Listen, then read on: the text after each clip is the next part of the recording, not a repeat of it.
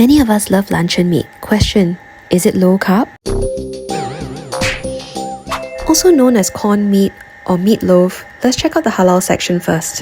Chicken cheese meatloaf. 4th ingredient starch, 7th sugar. After subtracting dietary fiber, one serving is 2.9 grams of net carbs. There are 4 servings in this can, which means the total net carbs for the entire can is 11.6 grams of net carbs. Not bad. Let's take a look at the corned beef. Corned beef has very few ingredients and total net carbs is less than 1 gram. Even with 6 servings, it still adds up to less than 10 grams of net carbs. Awesome. Got ultra distracted by the tuna. Childhood breakfast, yo! Starch is the 7th ingredient, 2.4 gram net carbs for the entire can and lots of omega-3. That's essential healthy fats for the body. This one on the other hand has 12 gram net carbs. Very sus. Okay, now on to the pork luncheon meats. This can has a total of 68 gram net carbs. Oh my god, are you trying to kill me? Oh, this one Japan one, 340 gram. Whole can is 13.6 gram net carbs.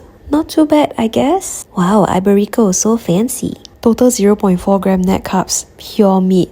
Big yes. Let's see how Korea performs. 9 times 2.2. 19.8. You could probably do better with some other brand. This one is 13.4 grams of net carbs. Not too bad also. What my granny-in-law uses. 42 gram net carbs for the entire can. Looks like I gotta tell her to change brand moving forward. Ling is about 20 gram net carbs. A bit high. Guess I just gotta be more mindful when I eat out. Highly doubt they use Iberico luncheon meat in their selection.